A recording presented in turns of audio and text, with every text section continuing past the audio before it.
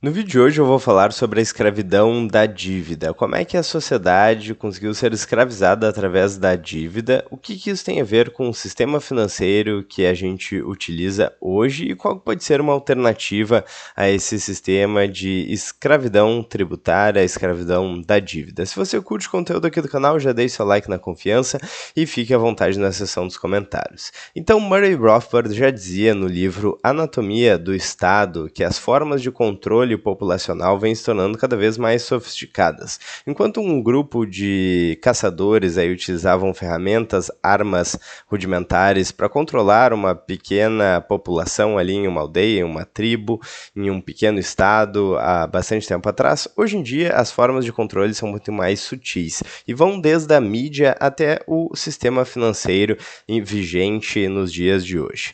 Então aqui uma notícia do Poder 360. Endividamento atinge 77% das famílias brasileiras em 2024. Pesquisa revela aumento no uso de crédito para compras de final do ano, blá blá blá blá blá, muito endividados. E aqui no final, entre as famílias de menor renda, de 0 a 3 salários mínimos, o endividamento aumentou para 81,1%, com 37,5% relatando dívidas em atraso. Então, o que significa isso? Significa que o financiamento, o empréstimo, as dívidas que estão ocorrendo aqui não são dívidas pensadas para aumentar o potencial produtivo, fazer algum investimento que tenha uma rentabilidade superior à taxa de juros, mas sim o endividamento para consumo. Que, por sinal, algumas pessoas podem chamar de usura, pois aquele endividamento não está sendo utilizado para gerar mais produtividade, para empreender, e sim para gerar aí uma escravidão da dívida a partir do consumo.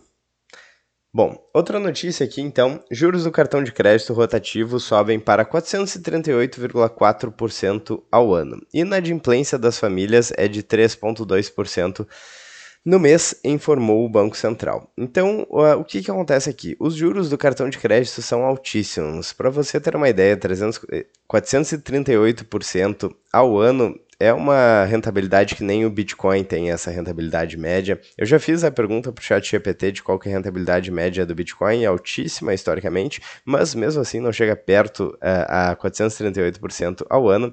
É um juros absurdo aí. Você não vai conseguir ver isso nem no jogo do bicho, nem em atividades ilícitas essa rentabilidade. Então, certamente as pessoas que pagam esses juros fazem isso por conta de uma ausência de disciplina financeira. Eles não fazem isso porque é a decisão certa a se tomar, eles estão escravos, eles se tornaram escravos aí da dívida. Eles trabalham, eles acordam de manhã cedo, pegam um ônibus lotado, trabalham o dia inteiro na escala 6 por 1 para simplesmente pagar as dívidas, pagar os boletos e viver aí na famosa corrida dos ratos. Bom, então, como é que isso acontece? Como é que essa escravidão da dívida é criada? E para falar sobre isso, temos que falar sobre a preferência temporal, que é um conceito econômico e financeiro que descreve a forma como os indivíduos valorizam o consumo presente em comparação com o consumo futuro. Então, por exemplo, se eu perguntar para você, você prefere ter R$ 1 milhão agora ou R$ 1 milhão daqui a 10 anos? Certamente você vai preferir R$ 1 milhão agora. Isso significa, então, que as pessoas geralmente preferem receber uma recompensa hoje, ao invés de receber a mesma recompensa no futuro. É o que diz, então, o conceito da preferência temporal. Isso tem um impacto bastante significativo nas decisões financeiras, tanto do ponto de vista dos investimentos, poupança e decisões de consumo. Então, indivíduos com alta taxa de preferência temporal podem evitar investimentos a longo prazo em prol de recompensas imediatas, como compras de luxo. Então, basicamente, ter baixa preferência temporal é muito bom para que você consiga investir no longo prazo e dedicar aí o seu tempo para projetos futuros. Abrir mão do prazer momentâneo de curto prazo para investir no seu futuro, basicamente. Poupança, então. Pessoas com alta preferência temporal podem ter dificuldade em poupar para o futuro, preferindo gastar o dinheiro agora. E decisões de consumo, então a preferência temporal pode levar a decisões de consumo que não são necessariamente as mais vantajosas ao longo prazo. E tem um exemplo muito interessante que é o teste do marshmallow, onde crianças são incentivadas então para receber um segundo marshmallow se não comerem o primeiro imediatamente. E a maioria das crianças escolhe então comer imediatamente, demonstrando uma forte preferência temporal. Mas aquelas crianças que optaram por esperar e não comer imediatamente o marshmallow esperando uma recompensa maior no futuro, geralmente vão ter resultados melhores em termos profissionais, em termos financeiros e por aí vai. É muito interessante aí, vocês devem pesquisar o teste do marshmallow e das preferências temporais.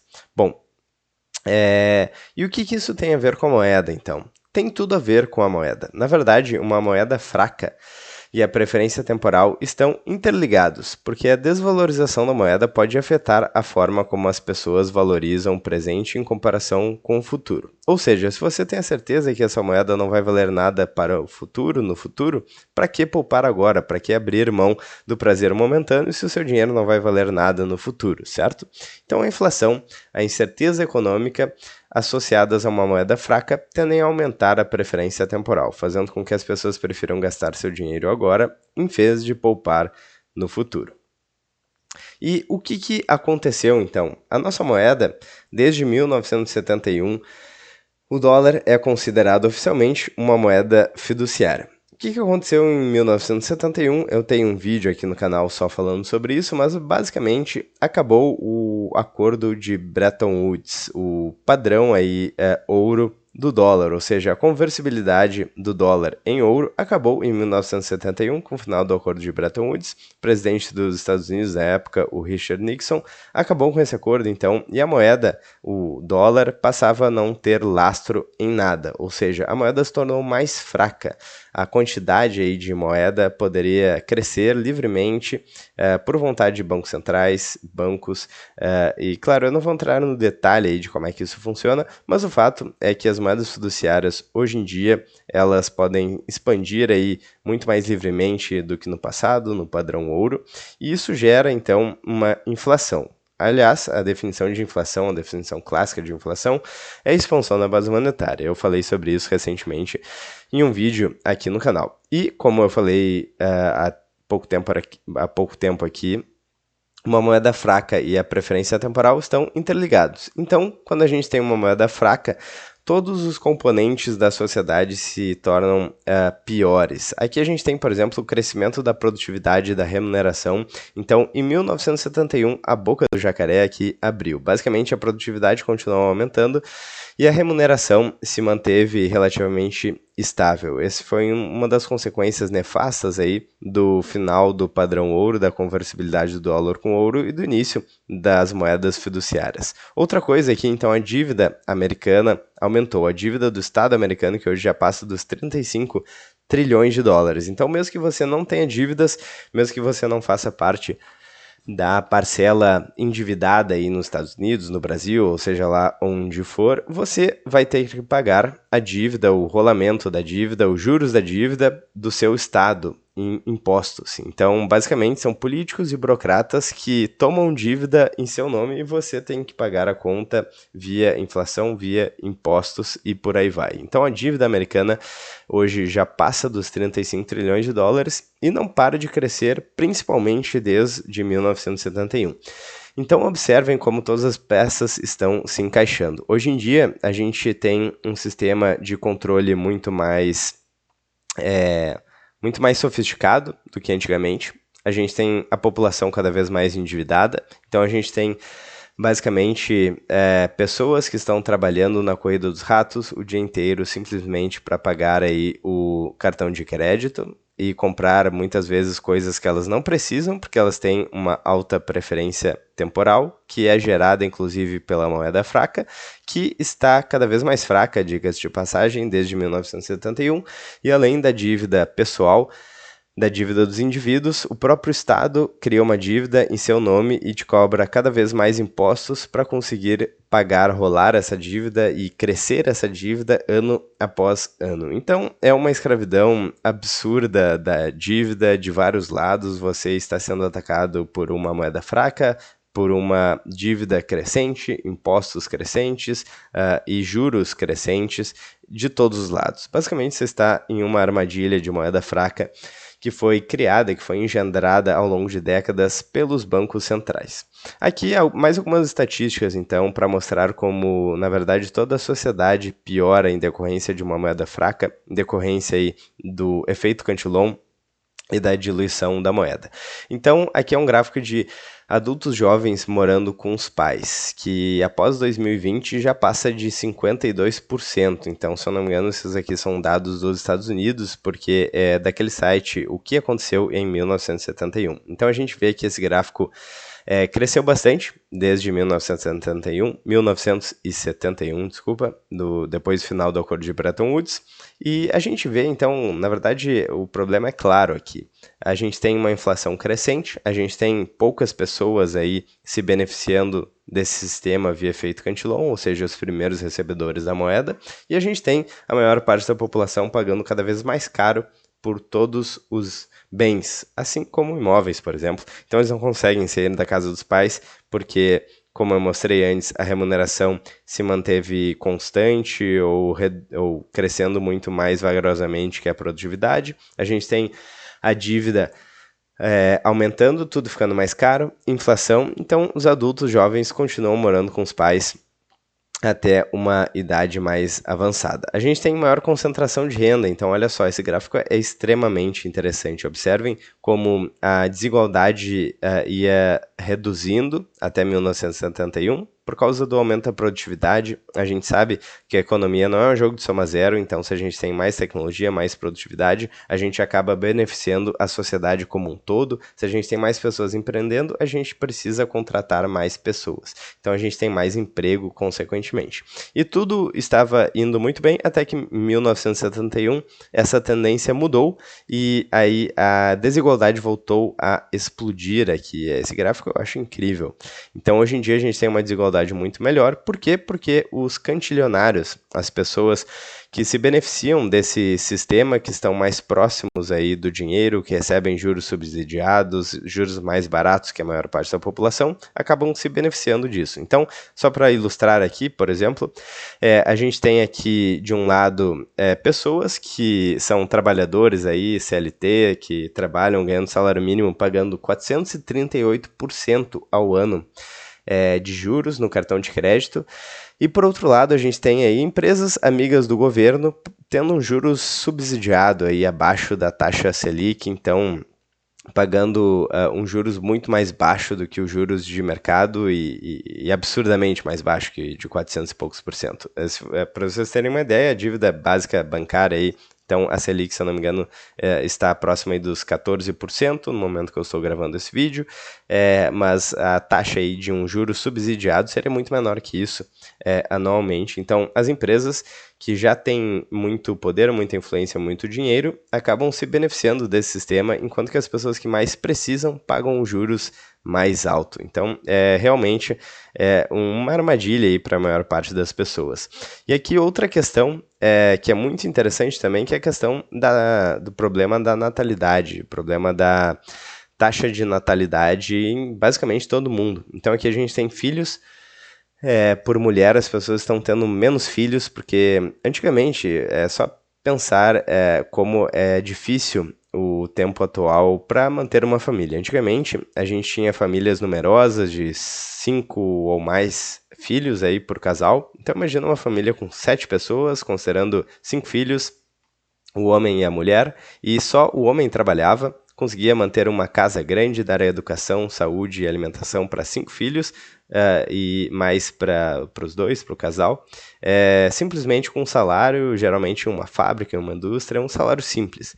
Hoje em dia, sustentar uma casa sozinho, com 5 crianças é dificílimo. Então, não à toa, a quantidade de filhos por mulher acaba caindo. Claro que a gente tem ideologias, a gente tem feminismo, a gente tem várias ideologias nos dias de hoje, mas, na verdade, a questão financeira, a questão prática e essa questão mais paradigmática, então, das moedas fiduciárias, acaba mudando a estrutura social como um todo, acaba tendo uma influência brutal. Isso fica claro nesse gráfico. Talvez o discurso ideológico não seja tão poderoso para mudar as características de uma sociedade quanto a moeda, quanto o dinheiro, quanto basicamente as características de consumo de uma sociedade. Muito interessante esse gráfico também. Bom, então está feito o cenário. Hoje em dia a gente tem novamente aqui um endividamento crescente, a gente tem um juros absurdo, principalmente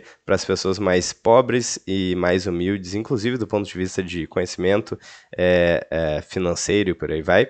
A gente tem um aumento da preferência temporal, decorrente de uma moeda fraca, que foi criada não à toa, então nos Estados Unidos, pelo menos desde 1971, com as moedas fiduciárias. Aqui no Brasil a gente tem uma moeda ainda pior, né? O real foi criado em 1994 e já perdeu em mais de 80% do seu poder de compra. Então o dólar é menos pior que o real, mas o fato é que todas essas moedas fiduciárias, na verdade, se tratam aí no jargão da internet aí, da Escola Austríaca de Economia, jargão ANCAP, não passa de um papelzinho colorido lastreado em honestidade de políticos. E ainda tem muito valor, é claro, os Estados Unidos ainda é uma potência, um dos lastros do dólar talvez seja o chumbo, então o exército americano ainda é muito poderoso, mas a gente vê uma desconfiança crescente na moeda nos Estados Unidos, muito em função da dívida. Então a dívida está crescendo, temos mais de 35 trilhões de dólares de dívida americana, os juros da dívida está crescendo, daqui a pouco essa dívida vai ficar cada vez mais impagável, então enquanto que o PIB não está crescendo junto com a dívida, essa conta não vai fechar em um determinado momento, parece que esse sistema está fadado ao fracasso e vai colapsar, e toda essa questão da moeda fiduciária e dessa armadilha aí das moedas fiduciárias da dívida acaba gerando várias consequências nefastas na sociedade, como adultos jovens morando mais tempo com os pais, concentração de renda nos cantilionários via efeito Cantillon, filhos por mulher diminuindo, então queda na taxa de natalidade, e existem algumas alternativas. Antes de falar sobre a alternativa, eu preciso fazer o disclaimer clássico aqui do canal, que isso não é uma dica de investimentos, mas um economista austríaco, Friedrich Hayek, já dizia no século passado que, abre aspas, eu não acredito que teremos um bom dinheiro antes de tirá-lo das mãos do governo. Tudo que podemos fazer é introduzir algo que eles não podem parar, fecha aspas. Quando ele falou essa frase, ele não conhecia o Bitcoin, mas eu acho incrível como ele entendia o problema do dinheiro, que já existia naquela época, e ele entendia que não seria possível ter um dinheiro bom, repetindo aí o que ele menciona, antes de tirá-lo das mãos do governo, e tudo que podemos fazer é introduzir algo que eles não podem parar. E o que é o Bitcoin, se não um dinheiro descentralizado e privado que está tirando aí o monopólio do dinheiro dos bancos centrais, de políticos e burocratas. Então, muito interessante tudo isso. Justamente por isso que economistas austríacos e pessoas que se interessam pela história do dinheiro gostam tanto do Bitcoin. Historicamente, os economistas austríacos e economistas verdadeiros, digamos assim, sempre gostaram muito do ouro, então o ouro é uma questão aí, inclusive porque foi no final do padrão ouro que vários problemas começaram a acontecer, mas, enfim, eu não vou entrar na discussão ouro-Bitcoin agora, mas o fato é que o sistema fiduciário está quebrado e o Bitcoin pode ser uma alternativa a esse sistema fiduciário, e ele vem captando valor aí ao longo do tempo. A gente tem cada vez mais pessoas entendendo o Bitcoin como um grande potencial para substituir o sistema financeiro vigente. Se algum tempo atrás alguns nerds, alguns engenheiros de software compravam Bitcoin, hoje em dia a gente tem a BlackRock, o maior fundo de investimentos do mundo, comprando Bitcoin. A gente tem os Estados Unidos, a maior potência militar econômica, falando sobre reservas estratégicas em Bitcoin. Então é inegável. E o potencial do Bitcoin. Praticamente quase qualquer banco grande tem alguma solução direta ou indireta relacionada ao Bitcoin. Bom, então eu quero saber de vocês, será que o Bitcoin vai conseguir resolver aí o problema da escravidão da dívida ou não? Qual a opinião de vocês? Se vocês gostaram do vídeo aqui, então, por favor, deixe seu like, não custa nada para você e vai ajudar aí o canal. Inscreva-se aí também, clique no sininho e se aparecer a opção Hype, clique também, clique em tudo de bom aí que aparecer para você. Eu espero que vocês tenham gostado do vídeo. Um grande abraço, eu vejo vocês amanhã e até mais.